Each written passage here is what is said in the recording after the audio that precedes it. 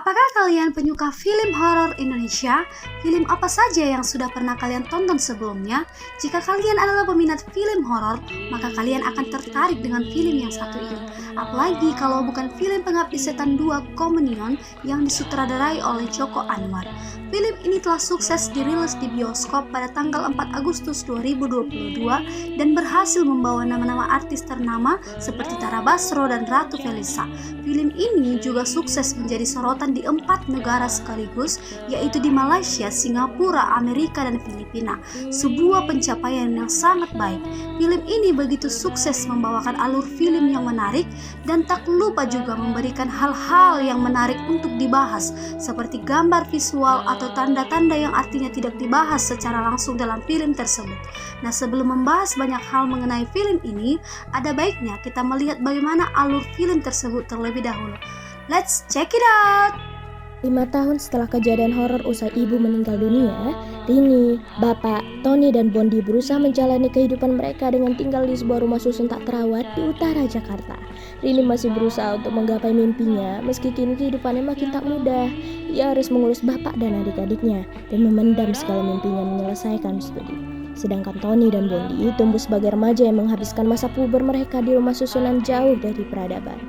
Tony naksir dengan seorang perempuan yang lebih tua darinya, Tari, yang dipandang sebelah mata oleh pemuda-pemuda sekitar. Sementara Bondi memiliki 2 sahabat selama tinggal di rumah susun tersebut. Tragedi kematian ibu dan teror setelahnya, termasuk kepergian Ian, berusaha tak pernah disebut-sebut oleh keluarga Suwono, meski trauma akibat kejadian tersebut masih terus membekas. Sementara itu, bapak pergi bekerja nyaris setiap hari. Bapak pun tak pernah menjelaskan pekerjaannya kepada anak-anaknya. Ia hanya pergi dengan membawa koper misterius, dan ketika pulang, ia langsung memasukkan koper itu ke lemari, lalu menguncinya. Di sisi lain, ketika mereka berusaha menjalani hidup dengan normal, fenomena penembakan misterius alias Petrus kembali terjadi di Jakarta. Pada tanggal 16 April 1986, diperkirakan badai akan terjadi dan salah satunya akan merendam rumah susun tersebut. Akibat hal itu, banyak sekali penghuni yang ingin mengungsikan dirinya dan mereka menaiki lift. Namun sayangnya, karena kelebihan kapasitas pada lift terjatuh dan mengakibatkan sejumlah korban jiwa. Kondisi badai pun membuat pemakaman jenazah menjadi tak bisa dilakukan segera, sehingga jenazah korban kecelakaan tersebut harus disemayamkan terlebih dahulu di rumah susun itu. Keputusan itu bertepatan dengan sebagian besar penghuni yang telah meninggalkan rumah susun karena tak ingin terjebak badai yang membuat bangunan tersebut menjadi begitu sepi dan menyeramkan. Saat itulah malam panjang penuh teror horor terjadi, termasuk kedatangan kembali ibu dan kelompok misterius yang menghantui keluarga Suwono. Di sisi lain, sayangnya, Rini tidak mengetahui bahwa tempat itu memiliki rahasia kelam yang terkubur dalam nama. Setiap 29 tahun sekali, tepatnya pada tanggal 17 April, para pengabdi setan ini pasti akan kembali untuk memakan korban jiwa. Hal ini bermula dengan peristiwa naas pada tanggal 16 April yang merenggut banyak nama. Sialnya pula, para mayat bisa dibawa kemana-mana akibat adanya hujan deras dan banjir di sekitar rumah susun. Di lain sisi, pada saat badai tersebut bertemulah Bondi dengan Dino. Dalam keadaan sendirian, Dino meminta bantuan kepada Tony untuk mengambil sesuatu di sebelah rumahnya. Sebuah garpu kecil yang tak berani ia buang karena ibunya yang sangat galak. Namun, ketika mengambil garpu tersebut, Tony menemukan album foto berisi gambar-gambar aneh yang juga menampilkan sosok ibu.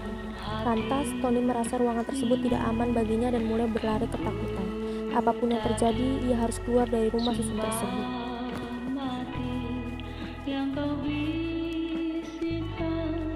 Membuka sebuah pintu di lantai 15, ia bertemu adiknya yang menghilang diculik oleh para pengabdi. Ian tampak sehat dan menyeramkan di tengah kegelapan. Ketakutan, Bondi pun berlari dan akhirnya menemukan kedua kakaknya yang juga sedang mencarinya. Rasa punya tanggung jawab terhadap keluarganya, Rini mengajak adiknya untuk pergi bersama dengan rumah susun. Padahal Ian sendiri dicurigai sebagai anak setan yang membawa malapetaka bagi keluarga mereka.